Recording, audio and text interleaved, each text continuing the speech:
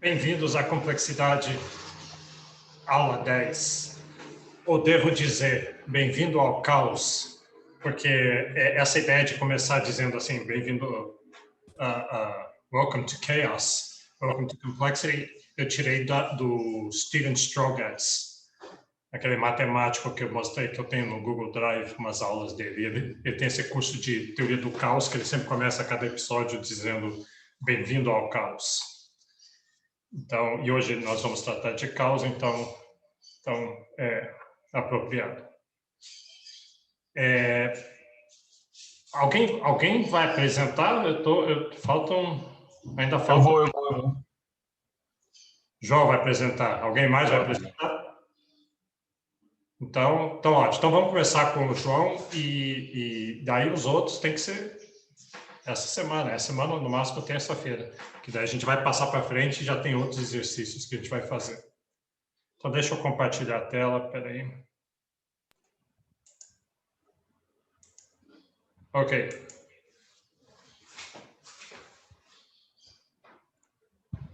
Estão vendo a tela aí? Sim. Deixa eu dar um setup.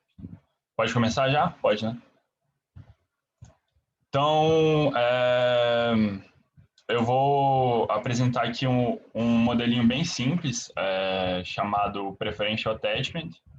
E a ideia dele é que existem algumas redes onde alguns nós têm várias conexões, são chamados hubs, enquanto que a maioria dos outros nós tem apenas algumas conexões. E daí esse modelo, então, mostra uma das maneiras de como esse tipo de rede pode surgir.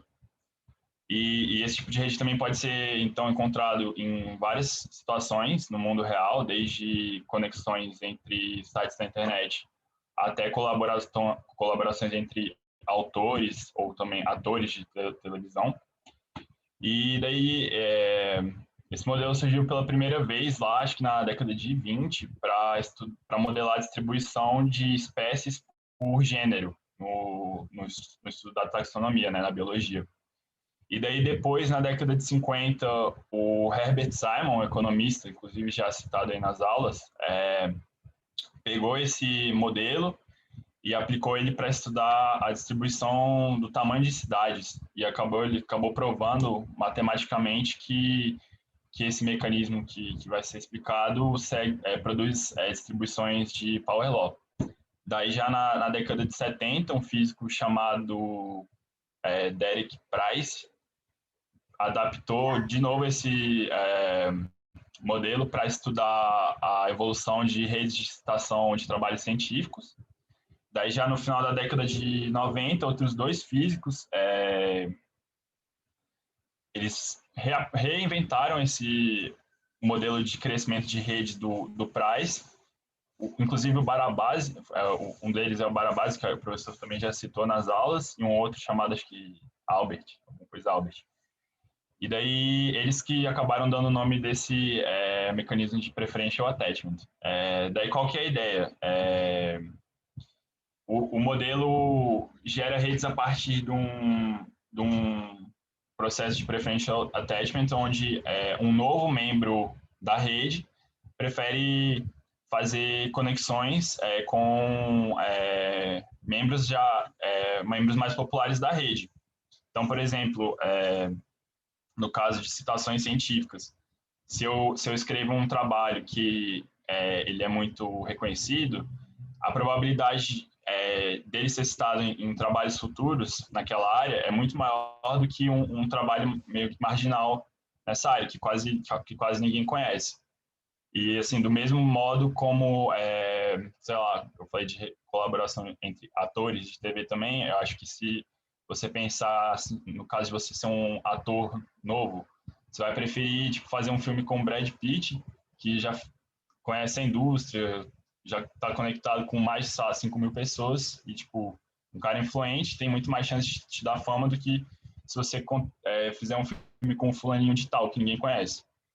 Daí, se você pensar no número de nós dessa rede como sendo sua riqueza, a quantidade de conexões que você tem, a partir desse mecanismo de preferential attachment, os ricos vão ficando cada vez mais ricos. Se você pensar, então, em riqueza como número de conexões. Então, vamos aqui para o modelo. Ele começa com dois nós conectados por uma aresta, e daí, a cada passo, um nó vai sendo adicionado à rede. Estou botando go once só para a gente ver isso. E aí, os nós têm uma probabilidade aleatória de se conectar aos nós já existentes, mas existe um viés nessa probabilidade, que é justamente a chance de um nó ser selecionado vai estar diretamente proporcional ao número de conexões que um nó já possui. Que a gente pode chamar aqui, eu falei riqueza, mas a gente pode chamar de grau também. Então, esse que é o mecanismo de preferential attachment. Aí eu vou dar um go aqui para a gente ver. Peraí, está muito rápido. A gente pode ver que, tipo, o tamanho da bolinha ele é proporcional ao grau dos nós. E aí, se a gente for acelerando isso aqui, eu vou tentar tirar o layout bem mais rápido, só para chegar a umas 1000 mais ou menos. A gente vê que tem algumas poucas bolinhas grandonas, que seriam os hubs, e a maioria das bolinhas, elas são pequenininhas. Isso aqui fica explícito no gráfico, os dois gráficos aqui, que são a mesma coisa, que tipo, mostram o grau a distribuição do grau da rede, o grau, lembrando de novo o número de conexões de cada nó. Então, você tem aqui, sei lá, acho que são 704 nós com apenas uma conexão, e no que você vai aumentando o número do grau da rede, a quantidade de nós vai diminuindo. Daí, esse gráfico aqui de baixo, ele mostra a mesma coisa, só que numa escala logarítmica. E aí, a ideia é que, se isso aqui é uma rede uma rede de escala livre, ou free scale, escala livre não, sem escala, que chama, ela vai seguir os graus dela vão seguir, os graus dos nós vão seguir uma distribuição de power law. E daí, numa distribuição de power law, tipo, você tem esse formato aqui, se você tiver linearizado, mas aqui, numa escala logarítmica, você tem que ter uma linha reta, que a gente mais ou menos observa aqui, né? Uma linhazinha reta, para quanto maior o número de nós, quanto menor o grau, maior o número de nós, e assim por diante. E assim, quanto mais a gente deixar a rede rodando, mais isso vai tendendo a parecer uma linha reta, às vezes vai tendo alguns desvios, mas às vezes ficam algumas bolinhas para cima, porque não sei se é por isso, mas eu acho que... espera, deixa eu rodar mais um pouquinho. Ele vai tendendo a criar uma linha reta, assim, então uma distribuição condizente com a lei de potência. Daí também tem um outro efeito que é interessante observado nesse tipo de rede, que é um efeito chamado de First Mover Advantage, que se você, por exemplo, considerando aquele caso de rede de citação científica, se, por exemplo, eu escrevo um trabalho pioneiro numa nova área do conhecimento, se eu fui um dos primeiros a escrever um trabalho naquela área, a chance de eu me tornar um cientista famoso é muito maior do que se eu vier depois. Então, acho que é mais fácil a gente observar que esse primeiro nozinho aqui, vamos considerar que foi o meu trabalho, que foi o primeiro, só para a gente não perder ele, no que a rede vai evoluindo, esse nozinho ali... Eita, foi muito rápido. Mas acho que ele era esse aqui, né? Ele só vai crescendo. Então, você tem uma vantagem inicial se você, por exemplo, começa dá o primeiro passo ao explorar uma área do conhecimento, por exemplo. Daí, acho que é isso, né? O modelo não tem parâmetros para a gente ficar brincando, ele é bem direto ao ponto. E acho que é isso. Se tiver alguma dúvida. Ok, obrigado. Alguém tem alguma pergunta, alguma dúvida? E a gente vai ver esse modelo quando a gente chegar em redes. Isso aqui é legal que a gente já está vendo uma rede, tem power laws, essas coisas todas são conectadas. Então é bom já ver antes e daí vai ver de novo. E foi legal o histórico no começo, mostrando que é uma ideia que já repetiu várias vezes e apareceu independentemente em vários lugares. Tem muitas ideias em ciências que é assim. Esse exemplo no final foi interessante do paper, porque pega uma coisa que é muito comum, então, o paper dele ficou famoso porque veio cedo. Mas não, e a gente acha que ficou famoso porque ele é melhor, porque é mais bem escrito. E tem essa diferença entre ser primeiro, você é famoso porque você foi primeiro, em vez de qualidade, né? Às vezes é melhor ser primeiro do que chegar cedo, em vez de ficar trabalhando melhor. Às vezes esse aqui é o primeiro artigo assim, só que esse aqui que ficou grandão, talvez seja um artigo que tenha maior qualidade e acabou também sendo muito citado, só que ele não veio primeiro. Sei. Uma das coisas que o Barabás fez, depois o Barabás ele é bem convencido, assim, ele é bem arrogante. Eu fiz isso, inventei isso aqui. Mas aí ele nota que tem alguns problemas e ele tem uma elaboração onde ele chama, um preferential attachment with fitness, com fitness. Quer dizer, então, agora as bolinhas, se um novo nó aparece na rede, ele vai se ligar com probabilidade igual ao grau de cada uma delas, mas também ao fitness. Elas têm um fitness intrínseco, tem uma qualidade intrínseca. Então, o exemplo que ele dá é com o Google. Quando a Google surgiu, já tinha outras search engines, já tinham outras. E aí as pessoas estavam se conectando, era Ask Jeeves, Alta Vista, você não se lembra disso, mas tinha assim os outros, e eram ruins, não funcionavam muito bem. E o Google não foi bem o primeirão, ele foi assim, o quinto, o sexto que surgiu, mas ele era muito melhor, era impressionante. Você põe no Google e aparecia imediatamente. Então, ele tinha qualidade melhor e também foi um dos primeiros, e logo virou o Google, que veio, hoje é o hub principal disso. Mas então não é que fitness não tem nada a ver. Mas o que é contra a nossa intuição é que a nossa intuição, geralmente, quando a gente quer explicar sucesso, a gente explica com qualidade. Harry Potter é o livro mais vendido do mundo porque é o melhor livro do mundo. É isso que a gente... E provavelmente não é, por causa de preferential attachment. Em algum momento, as coisas foram tais que ele começou a vender bastante e depois vendeu mais porque vendia bastante, etc. Tem um monte de nomes para isso. Um outro nome para isso que eu vi no Twitter várias vezes essa semana é o efeito Matthew Effect. Porque na Bíblia tem o pedaço de São Mateus que ele fala: aos ricos tudo será dado e aos pobres tudo será tirado. Talvez não entendi muito bem a justiça disso, mas tem essa parte. Então é mais ou menos isso. O preferential attachment, quem já tem vai receber mais, quem não tem tem menos probabilidade. Um outro exemplo disso que você vê, que você vai assim na rua dos restaurantes, aí você está andando ali, aí você olha os restaurantes e diz, aí tem um restaurante que não tem ninguém, tem outro restaurante que tem algumas pessoas, aí você diz, pô, vamos naquele ali, já que deve ter uma razão porque tem gente lá no restaurante. E você presume que a razão é porque ele é melhor, mas a razão é porque a primeira pessoa talvez chegou e entrou lá, daí a segunda entrou porque a primeira entrou, a terceira, e aí o negócio pode crescer e levar a isso. E só mais uma coisa interessante sobre isso. Vocês já ouviram esse paradoxo? O paradoxo é o seguinte, os seus amigos têm mais amigos do que você. Alguma coisa assim.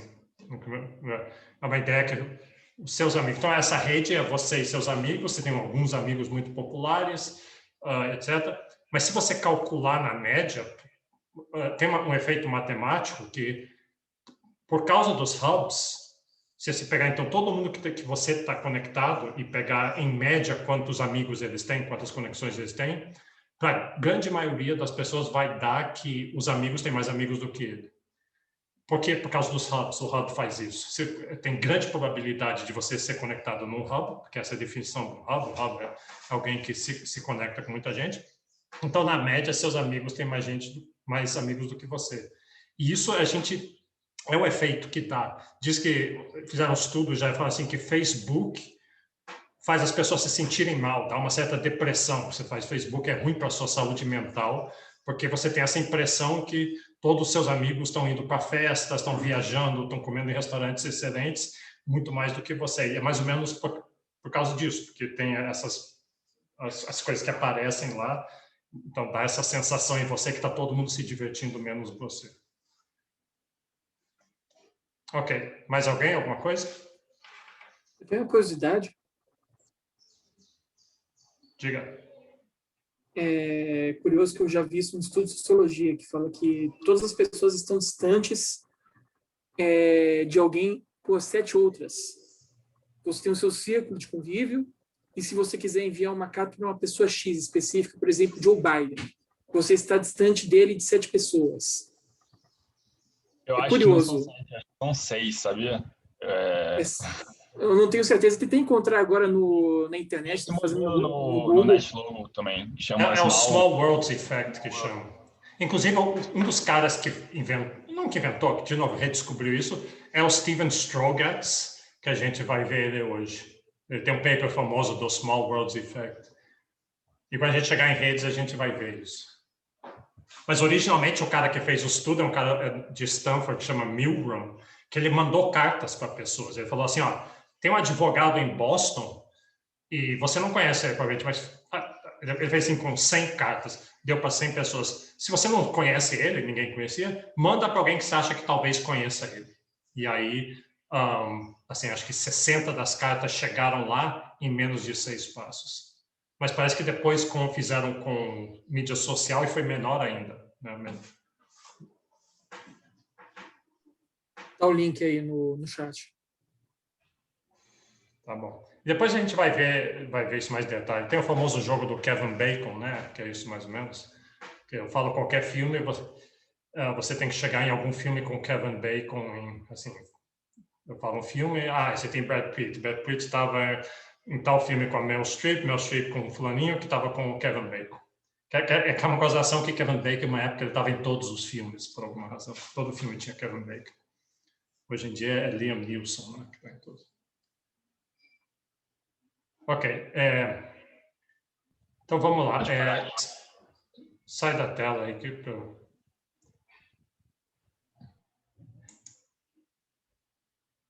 Tá, então, o que eu quero fazer hoje, eu tenho que compartilhar.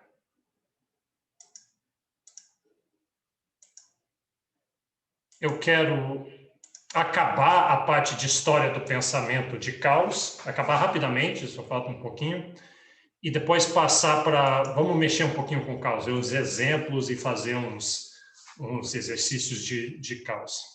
Só para lembrar onde é que eu estava na aula passada, assim, começando desde o começo, a pergunta de ciência é achar essas regularidades, achar explicação para as coisas.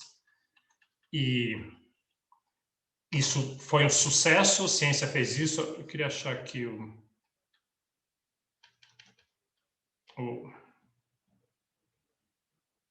isso aqui, o Laplace. Talvez o Laplace é uma pessoa que expressou isso da melhor maneira possível, dizendo assim, olha, é possível, a gente não consegue ainda, mas é possível chegar num ponto a gente ter a ciência tal, essa série de leis e regularidades tal, que daí a gente consegue pegar, se a gente soubesse o ponto inicial de todas as partículas do mundo, aplica essa ciência, esse algoritmo, e a gente consegue explicar, prever tudo o que vai acontecer para frente e para trás. Então esse é o sonho newtoniano, esse é o sonho do clockwork.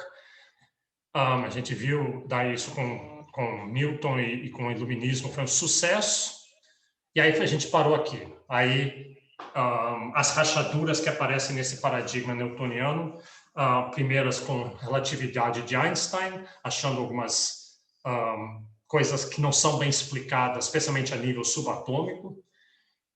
E depois com mecânica quântica, Heisenberg. Repita, qual é o meu nome? Heisenberg. Não é esse Heisenberg, não sei se vocês sabem o que eu estou falando, é outro. Mas não, esse é o Heisenberg do gato. E também tinha umas coisas que ciência não explicava muito bem. Então tinha essa, relatividade, mecânica quântica e caos. Caos é a terceira rachadura no paradigma newtoniano. Então, a história... Eu estou repetindo o que o Strogatz botou. Talvez até ponha ele, vai resumir esse pedacinho que eu vou falar. Então, lá no século... Qual que era? Século XVIII, eu acho. Aí tinha esse... Bom, tinha o problema dos dois corpos. É você achar como é que eles atraem aos outros. Tem a lei newtoniana, que tem uma equação para isso, que até hoje é válida. Então, E essa equação aqui... né? Você tem a força entre duas massas, quer dizer, a gravidade é uma constante, é o produto das massas divididos pelo quadrado da distância. Então, isso dá essa coisa incrível de... Essa é a maçã que caiu na cabeça dele, ele teve essa sacada, supostamente. E essa história, aquele podcast que eu falei na aula passada, no Econ Talk, eles contam essa história da maçã. Parece que o próprio Newton contou essa história para pelo menos 4 pessoas, que a maçã caiu na cabeça dele, então. E aí ele para resolver isso aqui, ele teve que fazer algumas coisas, porque é um problema não linear, mas ele achou um jeito de linearizar, que daí foi uma técnica muito usada depois. Isso é importante para a gente, que a gente, economia, faz isso, né? A gente lineariza tudo. Né? Toda a nossa teoria boa parte dela é linear. Então, aí resolveu esse problema da gravidade, atração de dois corpos. E o próximo passo natural seria, vamos fazer um three-body problem, né? 3 corpos, como é que eles atraem? Mas acaba que era impossível, não conseguia, o Newton não conseguiu fazer isso. Acharam um jeito de lidar com isso, com esse perturbation theory, mais ou menos. Esse jeito tem toda uma história que permitiu que eles previssem que teria Netuno, né? O planeta, os telescópios não chegavam até lá, mas eles falaram, fazendo os cálculos, tem que ter uma massa muito grande aqui. E aí, quando conseguiram um telescópio que conseguia chegar lá, bateu e estava lá. Essa assim, é a história que, assim, economistas ouvem isso e dizem, é isso que eu quero. Essa é a teoria que eu quero. Eu quero chegar e dizer assim, tem uma economia assim, se o preço fizer isso, fizer aquilo ali, vai acontecer isso, isso e isso. E aí você vai e olha, realmente acontece aquilo ali. Que nem o planeta estava lá. O problema é que planetas não pensam, né? E seres humanos não cooperam tanto quanto planetas. Bom, aí, three-body problem, era difícil resolver, ninguém conseguia resolver, nem, ele fala assim, os Strogatz, nem o Super Newton conseguiria resolver isso aqui, porque é cheio de não linearidades acontecendo e o problema é iterado. Eu não consigo entender exatamente por que é tão difícil assim, mas supostamente é realmente uma coisa muito difícil. E aí entra Henri Poincaré. Olha, eu não sei se vocês viram no Twitter, eu vi, tem um app agora que você pega uma foto que nem essa e elas transformam em real, sabe? O rosto mexe, ele pisca o olho. E é assustador aquilo ali. Quando eu vi pela primeira vez, era algum desses caras, não era o Charles Darwin, era o outro, eu fiquei assustado, assim, eu achei que ele estava olhando dentro da minha alma e vendo as minhas fraquezas. Então, se fizesse isso com essa foto, olha a cara do Poincaré. O Poincaré, ele é um dos 2 heróis do Nassim Taleb. O Nassim Taleb o Nassim Taleb, todo mundo é um charlatão, todo mundo é um idiota, exceto umas poucas pessoas que ele elege como sendo especiais. Um é o Poincaré e o outro é o Mandelbrot, que depois a gente vai ver quem é um outro matemático. Bom, aí Poincaré tem toda uma história legal aí ele é muito inteligente, ele tentou entrar numa escola na França de matemática lá, mas no vestibular você tinha que desenhar, porque era muito geométrico na época. Ele era excelente no cálculo, mas não conseguia desenhar, então não conseguiu entrar, mas deram um jeito, depois o pai dele deu um jeito, alguma coisa assim. E finalmente o rei da Suécia fez um prêmio. Era muito comum nessa época o prêmio. Por exemplo, a máquina, o sextante de ver longitude é um prêmio, é um desafio. E o prêmio era quem conseguir resolver o Three Body Problem, que nem Newton fez com o Two Body Problem, daí tem um prêmio aqui. E ele fez uma abordagem lá e conseguiu resolver. Depois vou falar desse state-based space que ele criou. É um método que meio parecido com aquilo que a gente já fez várias vezes aqui, dizer quais são todas as possibilidades, né? Se a configuração estiver de um jeito, vamos ver todas as possibilidades. Deixa eu pular isso aqui. Esse aqui é o state space. Por exemplo, aqui um pêndulo, ele tem duas dimensões, ou dois parâmetros. Um é o ângulo que o pêndulo está, é o ângulo, então está no eixo horizontal, e a velocidade, você está a velocidade numa direção, a velocidade na outra. Então, todas as possibilidades de posições do pêndulo estão nesse pedaço aqui à esquerda. Todas estão ali. Então, se eu puser o pêndulo num ponto ali, as setinhas me dizem o que vai acontecer depois. Então, isso foi um jeito muito visual de resolver esse tipo de problema. E a gente vai usar ele nessa aula e na próxima aula, esse jeito de fazer o state space. Aí ele submeteu a solução dele para o concurso. Ele não conseguia resolver completamente o problema, mas diz, eu avancei muito o problema. Não está resolvido, mas está bastante avançado. Ele ganhou 2.500 coroas, e aparentemente isso era bastante, era salário de 2, 3 anos. Só que daí, quando ele foi na cerimônia de aceitação do prêmio lá, os jurados estavam lá, todo mundo batendo palma, e o jurado perguntou assim, mas eu só queria entender, porque não está entendendo muito bem, esse pedaço aqui, o que acontece se isso? O jurado fez uma pergunta até meio inocente, aí o Poincaré levou um susto, aí ele percebeu que ele tinha feito um erro. Estava errado a solução dele, aí ele pagou para fazer uma reimpressão que eles tinham imprimido para distribuir a solução dele, e ele pagou mais do que o prêmio, então ele ficou no prejuízo. Mas, e aí, só que o erro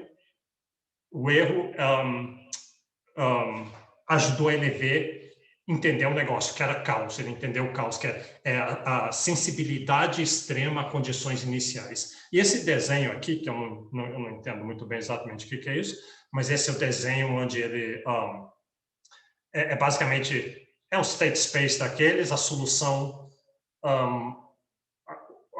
partindo de pontos iniciais muito parecidos, só um pouquinho diferentes. Eu vou mostrar isso com bilhar e com um duplo pêndulo, o próprio Strogatz vai mostrar daqui a pouco, a gente vai ver o que é essa extrema sensibilidade a condições iniciais. Tá, deixa eu pular aqui. Então, mas o negócio que daí, então, essa ideia de caos, o negócio de caos, o que é interessante é que não é probabilidade, nós estamos num sistema determinístico. A gente vai mostrar assim, um sistema onde você roda o sistema, deixa ali, por exemplo, uma bola caindo, um pêndulo rodando, ou corpos celestiais fazendo órbitas, ou o nosso vai ser duas populações de insetos, presa e prey. Está acontecendo, e você começa de novo, você vai fazer a mesma coisa que você fez e vai dar um resultado diferente. Aí você diz, não, mas claro, porque é probabilístico, é estocástico. Não, isso você pode modelar o sistema sendo absolutamente determinístico e o caos surge porque você nunca consegue começar exatamente do mesmo ponto. Você tentou botar a bola de bilhar no mesmo lugar da outra, mas você botou um micron para o lado e nas primeiras rodadas isso não vai fazer diferença nenhuma, mas como o sistema é não linear, essas coisas vão ficando exponenciais, não lineares, exponenciais, e daqui a pouco o sistema está totalmente diferente. Isso que era caos. E a razão pela qual isso é importante é que quando você tem isso, você não consegue prever. E não é probabilístico, o sistema é absolutamente determinístico, e mesmo assim, quer dizer, você consegue escrever uma equação uma equação diferencial de como funciona o sistema, ela está correta, o sistema de fato funciona daquele jeito, mas, no entanto, extrema sensibilidade a condições iniciais quer dizer que você não vai conseguir prever esse sistema determinístico. Então, o que o Laplace falou lá atrás para Napoleão, de que só se a gente conseguisse saber a posição de todas as partículas. Mas você não consegue, aí que tá. Você até consegue ao 5º ponto decimal. Mas aí, se o 6º, 7º estiver diferente... não, então vamos apurar ainda mais a nossa técnica. Agora a gente consegue ir até o 10º ponto decimal e acertar exatamente. Tá, então a sua janela de previsão vai ser um pouquinho maior. Mas aí tem o 11º, 12º casa decimal e assim por diante. Você nunca vai conseguir ser tão preciso nas condições iniciais e por isso você não consegue prever o que um sistema desses vai fazer. Então, Gauss infectou o modelo newtoniano, o relógio newtoniano. E aí, o Strogatz tem uma parte interessante, eu até vou usar isso no negócio que eu estou escrevendo, essa ideia de a sociologia da ciência, como é que funciona a ciência. A gente pensa assim que ciências são descobertas, descobriu verdades e vai incorporando verdades seria bom se fosse assim, mas não, tem toda a sociologia. A ciência é feita por seres humanos que são vaidosos, são falíveis. E aí, Gauss foi perdido. Durante 70 anos, ninguém mais falava sobre Gauss. Chegou a relatividade, que estava chamando a atenção e outras coisas, e Gauss ficou meio esquecido, meio esse zeitgeist da ciência, às vezes tem algumas coisas que ficam na moda, às vezes outras, às vezes a ciência fica introspectiva, às vezes ela fica expansiva e otimista. Então tem todas essas coisas do jeito que funciona a ciência. Mas aí tem o retorno do Gauss. Então essa é a última coisa que eu quero contar aqui, dessa história do pensamento de Gauss, de complexidade. Tem a ver com o Lorenz. É quando vai redescobrir Gauss e reintroduzir isso aqui. Na verdade, que engenheiros, cada vez mais engenheiros viam isso. Por exemplo, em uma torneira que está pingando, costuma ter Gauss, ela não pinga exatamente igual, ela às vezes pinga rápido, daí devagar, aí rápido, devagar. Seu coração tem Gauss, inclusive se não tivesse você ia morrer. Se seu coração fosse bater, eu não entendo exatamente porquê, mas se ele batesse exatamente regular, seria muito ruim para você. Então seu coração tem horas que ele vai mais rápido, mais lento, e os padrões não são previsíveis, eles são caóticos. Então, começou a haver evidência nesses 70 anos que as pessoas pararam de pensar em Gauss, mas de que havia alguma coisa lá. Mas a história de como surgiu é muito interessante. É com Edward Lorenz. Ele era um matemático e ele queria, então, prever uma coisa que era na época, até hoje, na verdade, prever tempo, prever o clima. O que vai acontecer com o clima? Vamos modelar o clima. Tinha 3 jeitos de fazer isso. Um era tentar fazer umas equações diferenciais, mas é difícil. Gauss, se um three-body problem é difícil, imagine tempo, que tem infinitas partículas, temperatura, pressão, 3 dimensões de pressão e lugares diferentes, distância do Equador, um monte de coisa. Outro jeito de prever o tempo era, olha o que está acontecendo para o leste, e usa aquilo ali para prever o vento está indo nessa direção, está chovendo em Goiânia, vai chover aqui em Brasília daqui a 1 hora, alguma coisa assim. E o outro era pegar dados, isso seria uma abordagem mais de economista, pega um monte de dados e de pressão e temperatura e tenta botar uma curva, faz uma econometria, né, diz qual é a probabilidade de chover, ele usa pressão, temperatura, etc. Então, o que ele tentou fazer, ele tentou escrever, deixa eu botar aqui, um sistema como esse aqui. Então, esse sistema de 3 equações diferenciais, na verdade, ele tinha 12. Mas aqui tem uma versão com 3, que daí a gente pode plotar e fica mais fácil de ver. Então, suponha que x é temperatura, y é pressão, e z é umidade, ou qualquer outra dessas variáveis. Ele tinha 12 ou 18, alguma coisa assim. Então, você vê aqui, o maior que for x, ele já tem um negative feedback aqui no x, y tem uma relação positiva com x, aí sobe o x, que retroalimenta aqui, que diminui o y, mas aumenta também aqui, e assim por diante. As 3, uma afeta a outra. E ele tinha um computador antigo lá no escritório dele, uma das primeiras pessoas a ter um personal computer, e ele estava botando isso, e o que saía de lá era um plot bem rústico de uma dessas 3 variáveis, de cada vez, ou das 3. Então, eu subia e descia e ele estava tentando ver se achava um padrão. O que ele estava fazendo é meio que criar um clima artificial para depois para depois gerar um monte de dados e fazer uma econometria com esses dados. É tipo, porque daí ele é tipo uma simulação, porque daí ele pode saber se a econometria dele está correta ou errado, porque como ele gerou os dados, ele tem os verdadeiros valores dos parâmetros. Aí a história é assim, ele estava lá fazendo isso, aí ele só que o computador era antigo e ele tinha que desligar de vez em quando, mas ele não queria perder assim as últimas 12 horas rodando o sistema, então ele fez o seguinte, ele parou o sistema. Então isso são equações diferenciais, você pega os valores no momento do tempo e da parte direita e joga na parte esquerda, é iterado, né? Você põe na parte esquerda do negócio. Então ele anotou os valores assim para as últimas 50 rodadas e daí ele religou o computador e começou daquele ponto. Ele fez assim 50 para trás para poder ter certeza que estava certo. Ele anotou no papel, botou os valores de novo e rodou. E ele olhou assim e viu que estava igual, né? Estava indo igual antes, é como se ele não tivesse parado. E aí ele foi tomar um café, segundo a história dele, aí ele voltou com o café, quando ele olhou assim, mesmo nesses 50 já tinha dado diferença. Aí ele olhou, viu, será que eu botei os números errados? Aí ele pensou, será que o computador está errado? Será que a válvula está errada? Será que é um bug? Só que bug não é um bug de sistema, é um bug mesmo que entrava baratas no computador, comia os fios lá e daí ele não conseguia entender o que estava errado, e aí finalmente ele entendeu, era esse negócio, que quando ele botou os números, ele botou a 3 pontos decimais, que era o que aparecia no print dele. Só aparecia, para economizar espaço, aparecia 3 pontos decimais. E, no entanto, o computador trabalhava com 6 pontos decimais. Então, quando você trabalha no Excel, ele faz isso às vezes dependendo de quantos pontos decimais você tem lá, ele truncata assim o negócio. E aí ele percebeu que estava acontecendo era isso, mudou as condições iniciais, no começo não fez diferença nenhuma, mas eventualmente o sistema altamente não linear que nem esse fez toda a diferença.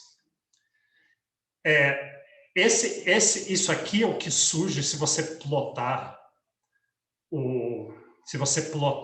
as 3 dimensões, o x, o y e o z, e plota o que sai. E eu vou mostrar para vocês um vídeo mostrando esse sistema sensibilidade a condições iniciais aí.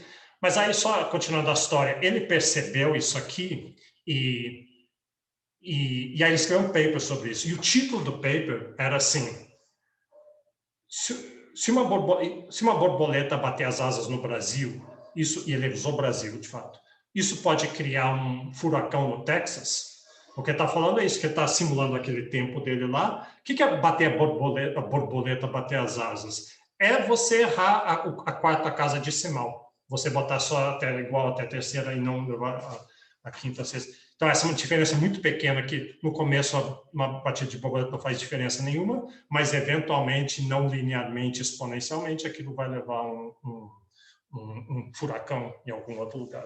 Daí veio o termo Butterfly Effect, e o interessante é que esse plot aí parece um butterfly, né? Ele tem todo jeito um butterfly. Então, tem o Butterfly Effect aqui, uma borboleta falando para outra, morreu a borboleta tal, você sabia que ela foi famosa, ela criou um furacão no Texas? Tem esse filme, também chama Butterfly Effect, parece que é um filme muito ruim, mas o filme é assim, eles estão no metrô, ela entra, aí ele não entra, ou ele entra. E acontece um monte de coisas boas. Depois repete, o filme volta para o começo, aí ele vai, só que ele não entra na outra, quando ele entrou. E aí acontece, a vida é completamente diferente. A única coisa que mudou, tem um monte de filmes com isso, todas essas histórias de voltar no tempo, né? Se você pisar numa coisa, muda tudo. É um Butterfly Effect. Só mudou uma condição inicial, mas as não linearidades, eventualmente, fazem muita diferença.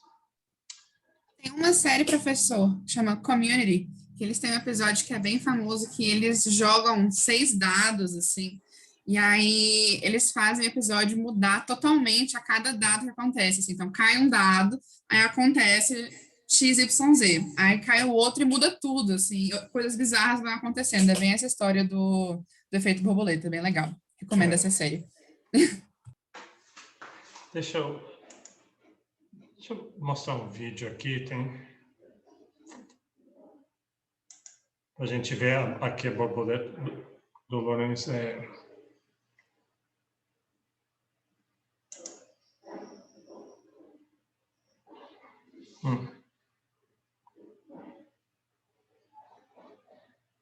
Tá aqui embaixo. Deixa eu botar o som. Me avise se tiver sem som. Só que não é esse. Tem que sair.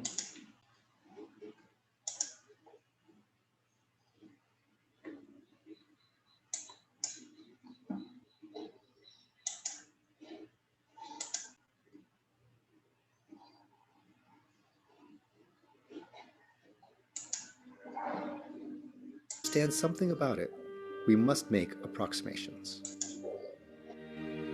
In 1963, Edward Lorenz simplified and simplified and simplified the problem again. He simplified it to such a degree that there is no guarantee that his equation has anything to do with reality. His model of the atmosphere was reduced to just three numbers x, y, and z. The evolution of the atmosphere was reduced to a simple equation. Each point, x, y, z, in space, represents a state of the atmosphere. The evolution follows a vector field.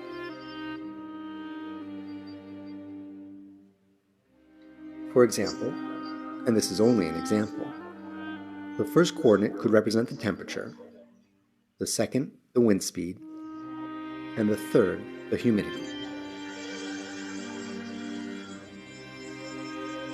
Over here, it is cold, breezy, and raining.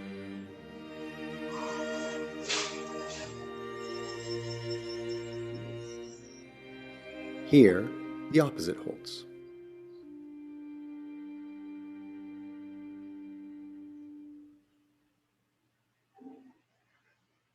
When we follow a trajectory of the field, we are following the evolution of the weather. The weatherman just needs to solve a differential equation. This is what Lorenz saw when he studied his model. Does this have anything to do with real weather? That is far from clear. This is what physicists often call a toy model, used to try and understand the broad outlines of some complex behavior.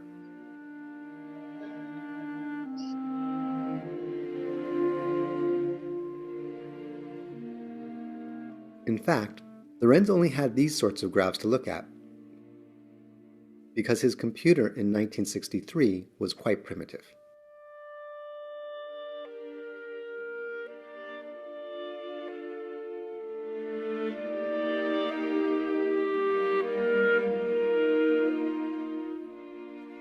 Let's look at two atmospheres, represented by the centers of these two balls that are extremely close together, so close they are almost identical.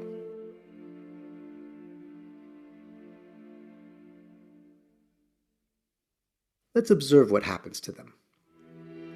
At first, the two evolutions are almost indistinguishable.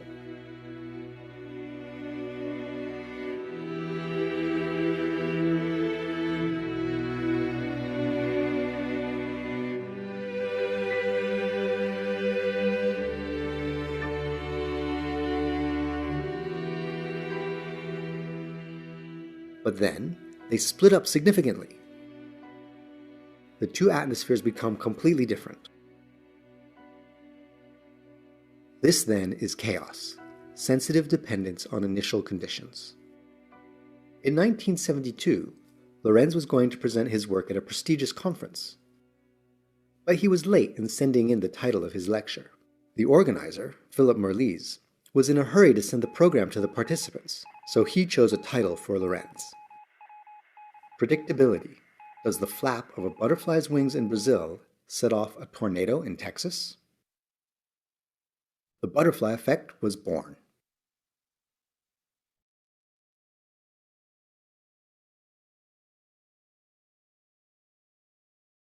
Você está mutado, professor. Desculpa. Você começou de pontos quase iguais e climas, atmosferas quase iguais. Durante muito tempo é igual, mas eventualmente muda. Vamos ver uma outra versão disso aqui. Só para realçar esse ponto, esse que também acho mais ou menos bem feito.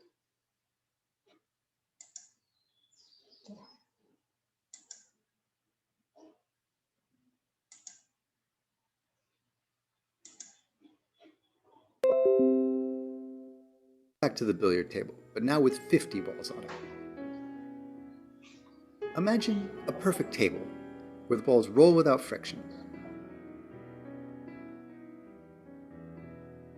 After the cue strikes the cue ball, the movement is complicated. Can we predict this movement? Of course we can. After all, our computer made these images. But it made many, many calculations. It's clear that the balls follow rectilinear trajectories as they bounce off of each other. There are many collisions, but if we take enough time, or we calculate very quickly, we can predict their trajectories step by step, collision after collision. The computer can easily calculate the position of the cue ball in 1 hour, for example. But this takes so many calculations that it far exceeds the abilities of a human being. Prediction in principle, perhaps. But in practice?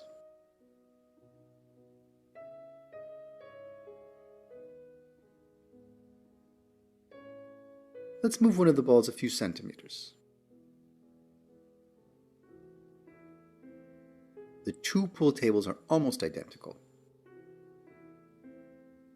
Only one ball is slightly out of place.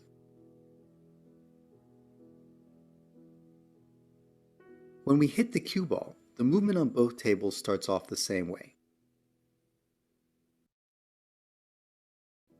But after a little while, not too long, the trajectories become completely different.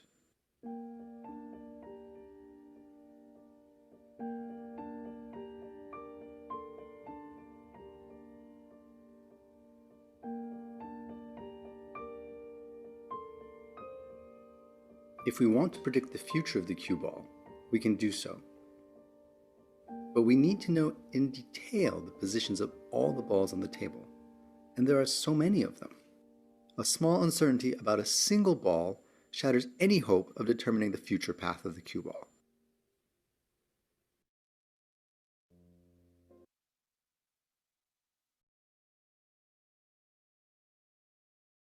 É a mesma ideia.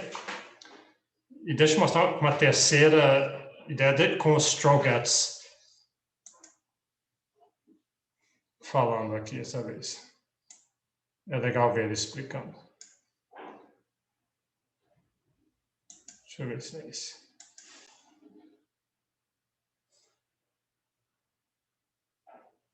Não, não é esse não.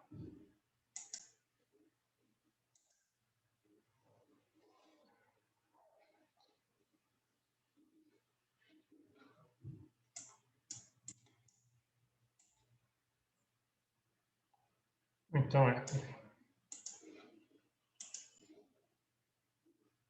1 to 2 to 4 to 8. And I needed very fine motor control to get this to work because these bifurcations of some variable that Lorenz called z as a function of time. And every time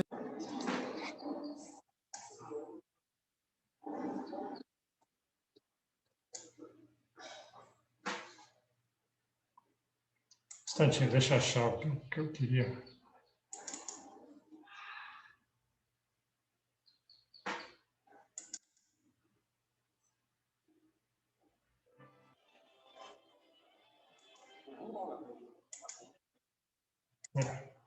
Aqui.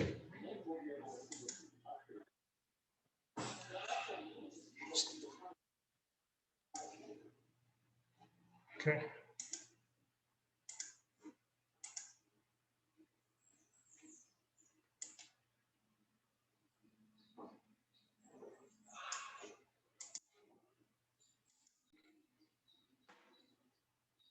it should have the butterfly effect, according to Felicity.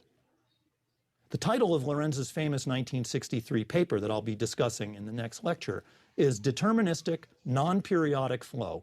It's the conjunction of those two things that is so essential, determinism plus non-periodicity. Remember, he wanted to make his weather non-periodic in the computer to test those models. It was by putting non-periodicity into determinism that he opened the door to chaos and the butterfly effect. Another example of this would be the double pendulum toy that we've played with previously. Let me show you. What I've shown you already is that it has chaotic looking behavior, that is, it whirls around crazily. But I want you to, that is, it's not periodic. But that also means, because it's deterministic and non-periodic, it should have the butterfly effect, according to Lorenz. And so I can demonstrate that by trying to start these two identical pendulums, double pendulums, in a way that is, I'm going to make them as close to identical in their initial conditions as possible. That's why I've got this dowel here. And I'm not going to cheat. I'll just, of course, there will be some tiny error. I can't do it perfectly.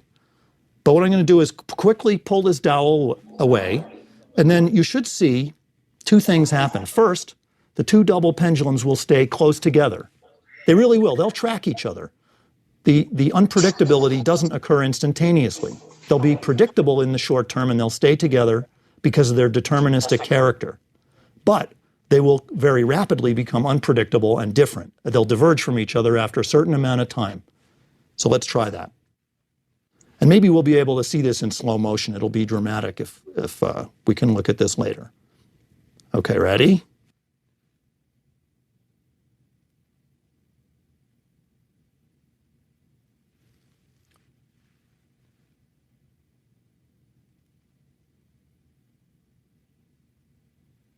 Look at that. They were together for a while. That came out. Yay. A live demonstration that worked. Very good. Now, this can be dangerous. You recognize this is like Bruce Lee's nunchucks, so we don't... Então, acho que o ponto foi feito, né? Bolas de bilhar, tempo, pêndulos duplos, todos têm essa característica. Quer dizer, o que foi mostrado? A sensibilidade inicial, sensibilidade a condições, extrema sensibilidade a condições iniciais. Essa é a definição de chaos. Você vai falar, defina caos para mim, é isso, extrema sensibilidade a condições iniciais. Então, tá. Aí, só para acabar essa parte, aí uma coisa interessante é isso aqui. Achei muito legal quando eu vi isso aqui.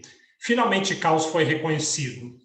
Tem esse cara, esse Sir James Lighthill, um físico, e só para você ter uma ideia de que ele não é um físico qualquer, ele é da cadeira, a cátedra, né, que era de Newton, do maior físico de todos os tempos, talvez, um dos top 3, e depois que passou para Stephen Hawking. Eles têm essas coisas em Cambridge, né, e as universidades americanas têm também. Então, esse cara tem que ser um físico muito bom para isso. E ele fez um pedido de desculpas coletivo por parte de todos os cientistas ao público. E eu vou mostrar isso aqui.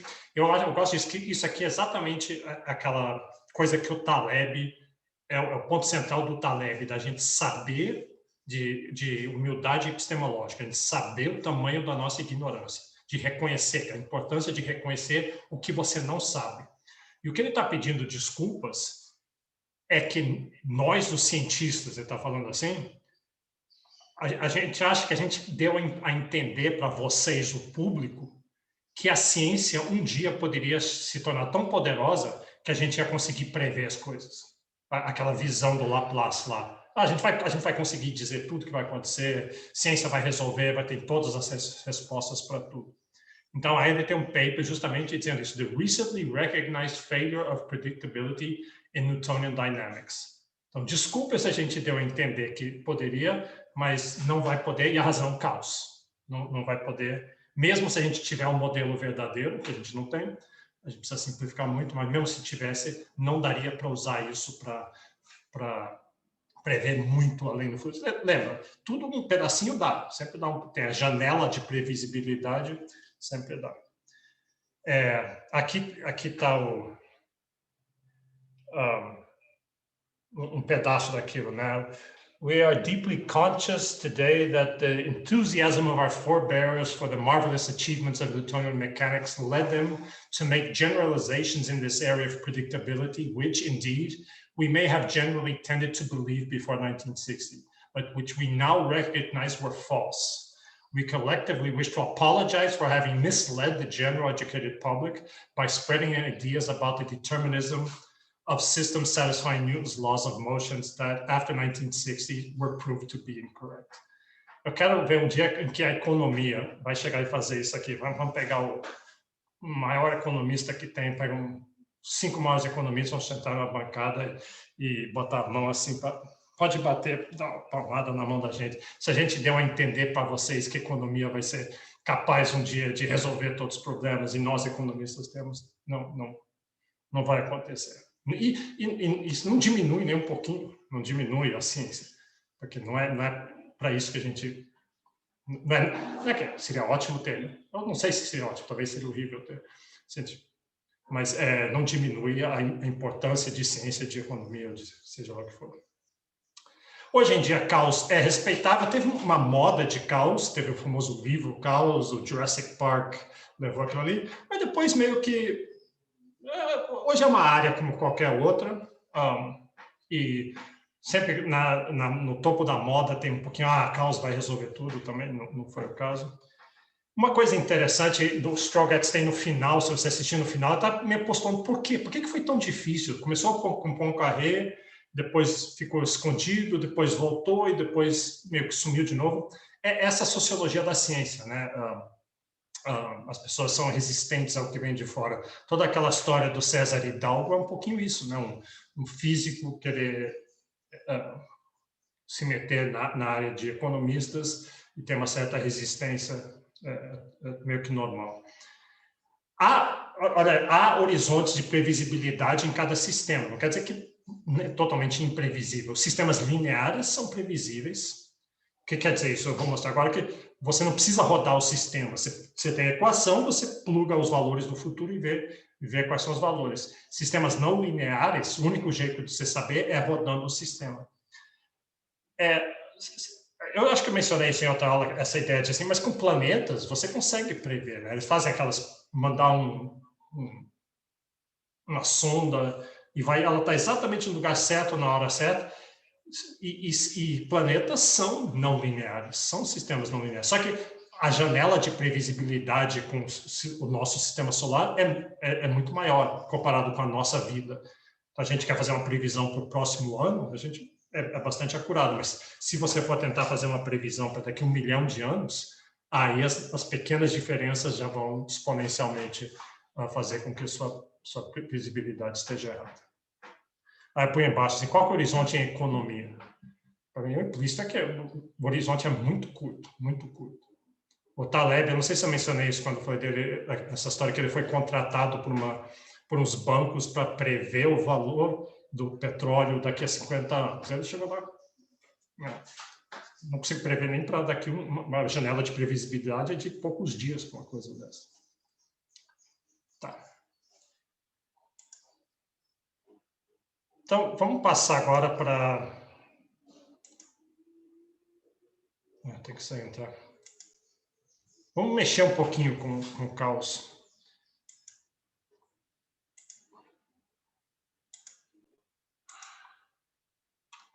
Então, esses slides estão disponíveis lá no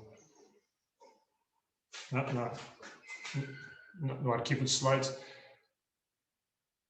Caos e sistemas dinâmicos. Esse é um curso que tem no Santa Fe Institute, lá no Complexity Explorer, de equações diferenciais. Eu reparei que eu nunca estudei equações diferenciais, eu fiz doutorado, mas em economia a gente não usa muito equações diferenciais, né? A gente faz otimização e outras coisas.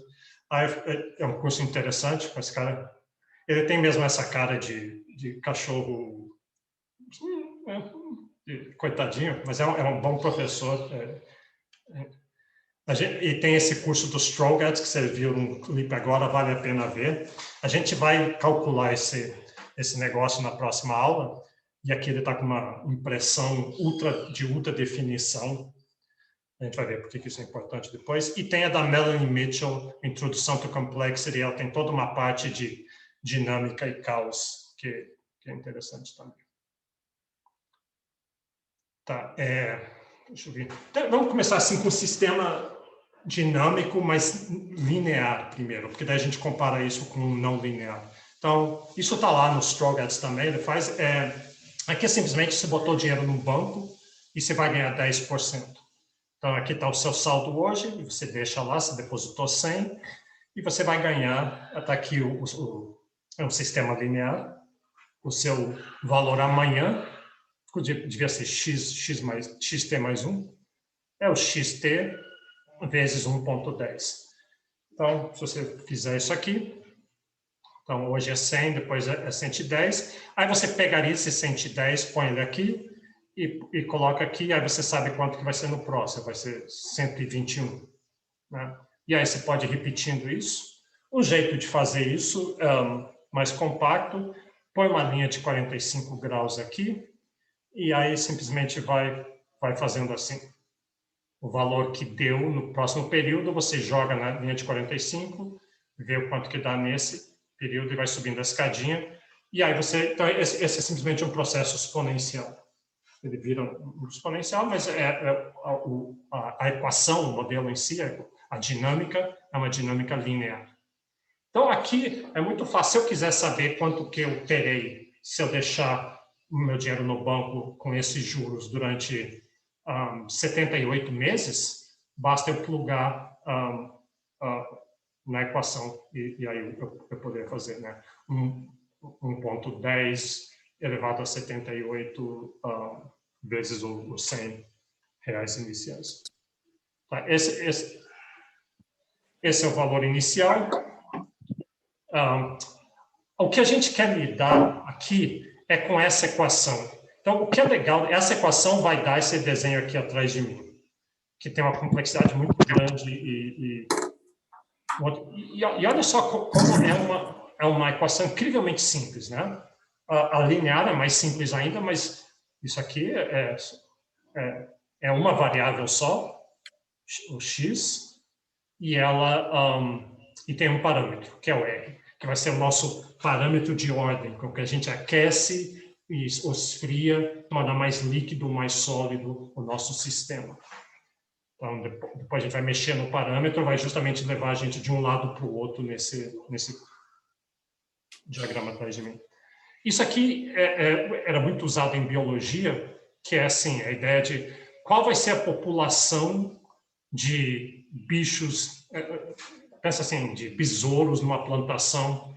Eu quero saber qual que vai ser a população de besouros no mês que vem. Então, é uma função da população hoje. Só isso. E desse parâmetro. Então, tem esse pedaço, se multiplicar aqui, tem esse pedaço onde a relação é positiva, o maior que for a população de besouros nesse período, o maior que vai ser no próximo. Isso é simplesmente que é mais fácil deles reproduzirem, é mais fácil de um besouro encontrar outro besouro e reproduzir. Mas também tem um efeito negativo, que na verdade é x ao quadrado, é menos x ao quadrado, que é a competição por recursos. Se tem muitos outros besouros, daí fica mais difícil achar comida que os outros besouros já pegaram. Então você tem essas duas, o maior que a população hoje tem efeitos negativos. Então é bem simples. Se vocês quiserem pensar, em vez de pensar no número de besouros, pensa assim quantos besouros como uma fração da capacidade de suporte. Essa fazenda suporta 1 milhão de besouros e eu tenho 500 mil, então tá metade aí seria uma fração. É assim que eles fazem, na verdade. Tá. Então, isso vai dar o Logistic Map, você pode olhar, tem toda uma literatura grande sobre isso. E, bom, vamos ver o que vai dar isso aqui. O NetLogo tem isso aqui, mas não é esse que eu quero usar. Eu vou usar isso aqui. Vamos lá no... Se eu for no Google Drive, tem esse tem um que chama Logistic Maps. Tem um subarquivo no arquivo de caos. E ele funciona no próprio browser. Então, vamos começar assim. Então, aqui, é essa equação, vocês verem, a equação está aqui. esse aqui é só um jeito de ver. Eu vou começar de uma condição inicial, vamos botar aqui 0. A condição inicial, na verdade, por enquanto não vai ter diferença nenhuma. 0,4. E vou botar o parâmetro, esse Rzinho que está aqui em cima. Vamos começar bem frio, começar próximo de 0. Então, ele está menos do que 1. Isso é parecido com o negócio da Covid, né? O R da Covid, que se você tiver menos do que 1, o vírus não consegue, cada pessoa vai infectar menos do que uma pessoa, então, naturalmente, vai tender a morrer. Então, vamos começar com menos de 1. E eu vou iterar 50 vezes, primeiro, só para não ficar muito poluído aqui. Então, o que acontece aqui? Começou com 40% da população, com 40% da capacidade de suporte, e rapidamente morreu. Tem muito pouco besouro. Vamos botar mais besouro. Então, vamos botar 0,9. Não é isso. Deixar a condição inicial igual. O parâmetro de ordem, vamos subir um pouco. A única coisa que aconteceu é que também foi a 0, mas demorou um pouquinho mais. Com mais besouros, eles até conseguiram reproduzir um pouquinho. Vamos ver o que acontece quando eu chego em 1. Cada besouro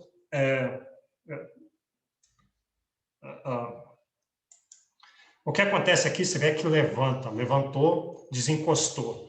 Não vai para 0. Tende muito baixo. Os valores finais vem para cá, você vê que vai tendendo para 0, mas ele nunca vai chegar em 0. Tá? Vamos subir um pouco mais, vamos botar 2 agora. Foi para 4, mas repara que estabilizou. A gente está achando um equilíbrio. Na verdade, esse vai ser esse trecho aqui, onde dá um equilíbrio fixo. Então, qualitativamente, não mudou nada aqui. Quando passou de 1, mudou. Quando passou de 1, a população não entra em colapso, mas entre 1 e 2. E aí, você pode ir subindo mais isso aqui. Você pode botar, por exemplo, 3. E você vê o que acontece aqui? Ele começa a oscilar, quer dizer, num período a população está aqui, depois cai e vai oscilando. Mas se você estender isso aqui, vamos estender para 200, para ver. Eventualmente ele vai chegar num ponto só, tá? Você poderia ver aqui, se você descer, você pega 200 iterações e ele está entre 6.8 e 6.6, mas está fechando. Então, em termos não mudou nada fundamentalmente. Está mudando a intensidade, essas coisas, mas aí tem um número mágico aqui, eu anotei aqui para acertar, que é o 3.449. Vou botar primeiro só 100, para dar para ver.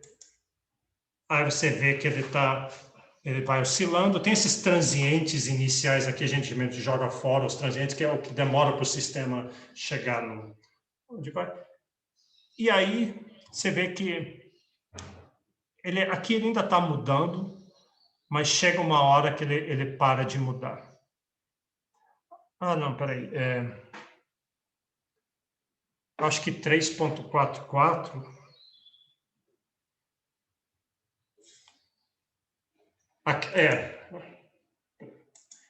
Eu acho que aqui já foi um pouquinho, eu passei um pouquinho. Vamos fazer assim, passar de 3, na verdade. 3.1. Aqui ele entra num sistema periódico de 2. Do momento que passa de 3 e até 3.449, ele vai estabilizar num ciclo periódico, um número e fica repetindo a cada 2. Vamos ver se de fato isso aconteceu aqui. Você vê 55801, 55801 e aqui. Eu sem querer já fui um pouquinho para frente, quando ele passa de 2 para 4. Esse ponto onde ele passa de 2, a gente vai ver isso melhor na outra aula, mas é esse ponto aqui, onde ele fork, né? Ele bifurcou aqui. Esse é o ponto 3. no eixo horizontal aqui, que é o R. Quando ele chega em 3... Não, desculpe, bifurcou aqui. De novo, errei. Bifurcou aqui, e aí passa a ter oscilando entre 2 pontos. Depois ele vai bifurcar em 4, depois 6, em 8, e assim por diante. Então, vamos achar um exemplo aqui de 4. Vamos achar um exemplo de 8. 3.544. Então, eu ponho aqui. Então, você vê, pega aqui já um pouquinho avançado, ele está em um valor aqui embaixo, depois dá outro, depois esse, que é um pouco diferente do que veio anterior, e depois esse. E aí repete. Então, ele está repetindo a cada 4. Então, já é esse ponto aqui, onde tem, se você fizer uma linha vertical, vai ter 4 pontos. Daí 8. E repara o interessante que a gente vai ver, que cada vez a distância entre uma bifurcação e outra está ficando menor, está vindo mais rápido as bifurcações, e vai chegar uma hora em que você chega no caos. Então, só que dentro desse caos, depois a gente vai ver na próxima aula, vai ter essas... Isso aqui tem umas faixas, uns desenhos aqui, tem umas complexidades que acontecem lá. Caos é quando você pega um ponto qualquer aqui, um R qualquer, onde você não consegue prever. Vamos olhar um caos aqui, vamos botar o valor onde aparece o caos é 3.5699. 455. Então, aqui já é caos. Então, se você... Por que eu sei que isso é caos? Se você tentar olhar, até parece que tem um padrão aqui. Mas se você olhar, ou melhor ainda, vamos um pouquinho além, porque daí a gente está no limiar do caos. Vamos 3.57 ou 8. Então, aqui a gente já está em caos. Não é a mesma coisa. Não é. Mesmo se você for 1024, porque 1024 e os próximos 24, chega uma hora que ele já não repete mais. Ele vai 2, 4, 16, 32, 64, 128, 256, mas chega uma hora você já passou. Isso aqui é caos, então. Então, vamos ver se tem uma sensibilidade em condições iniciais com isso aqui.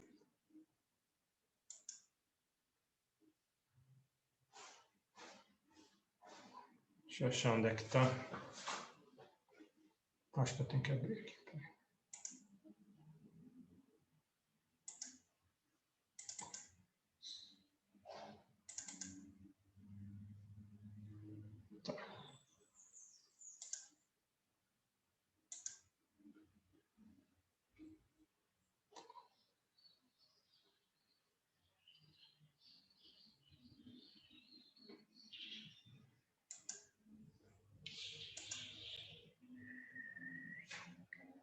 Tá, esse aqui. Então, olha como é que é agora. Agora eu vou botar duas bolinhas e eu vou o x0 e o y0, só que eu vou mudar as condições iniciais. Um é 0.2, outro é 0.21. O parâmetro nunca pode ser mais do que 4, nesse sistema acima de 4 não funciona. Vamos botar 3.2 aqui. E rodar 40 vezes. Você vê, o roxo está embaixo do verde. É aquela mesma equação. Você está começando com 2 populações de besouros, só que uma população tem 20% da capacidade de suporte, a outra tem 21%. E durante muito tempo é quase igual, mas e se eu estender aqui? Eu podia botar 5.000 assim, mas aí não dá para ver nada, quer ver? Não dá para ver nada. Então, vamos fazer algo mais razoável. Vamos botar uns 200. 200 também não dá para ver muito bem. 150.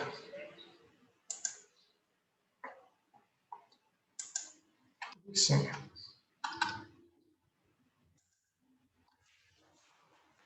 O problema é que não dá para ver, mas um jeito de fazer isso, vamos botar 1000. e olhar aqui embaixo. Você vê que aqui não deu diferença. Então, a gente não está num ponto do gráfico quente que chega. Vou botar 3, 5, 7. Na zona de caos. Aqui a gente já passando um pouquinho para a zona de caos. Não dá para ver muito bem. Essa aqui é a diferença entre os dois. Se eles fossem iguais, estaria aqui. Mas vamos olhar aqui embaixo. Lá, a iteração número 1000. E você vê que continua tendo diferença entre eles. Então, no começo, eles estão muito parecidos um com o outro. A diferença é muito pequena, é só de 0,01. Mas, eventualmente, é a mesma coisa que a gente viu com as bolas de bilhar. Vamos fazer mais extremo. Vamos botar 0,0. Fazer só 100 vezes.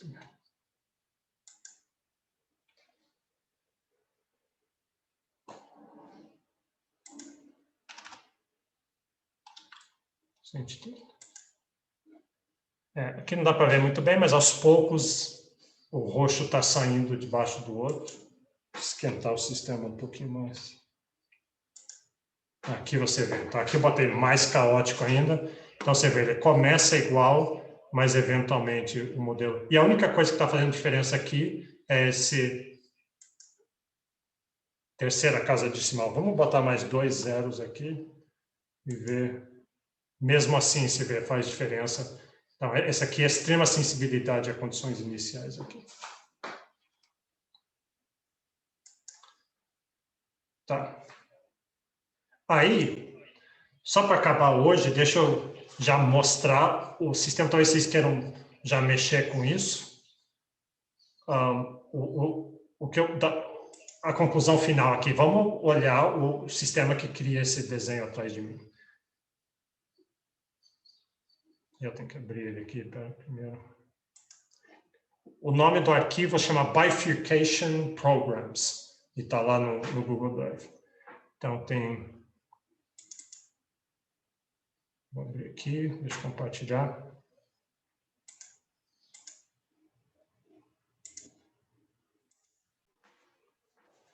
O sistema é esse aqui. Então, é a mesma equação. E ele permite você escolher... você pode olhar ou pegar qualquer ponto no sistema e olhar assim. E aí olhar de perto. Então, você vê aqui como é que é. Aqui bifurcou. Então, aqui, se você está nessa zona do R... E olha onde é que é aqui. Se dá para ver. É um R... Olha, 2,98, põe umas 15 casas decimais aí embaixo, mas a partir desse ponto, que na verdade é o ponto 3, né? A partir do 3 é que bifurca, aí tem essa bifurcação. E aqui você entra numa zona periódica. Ainda é previsível, a população vai ser alta e baixa, alta e baixa, alta e baixa. Mas vamos voltar para trás, e se a gente pegar aqui assim... Vou pegar esse.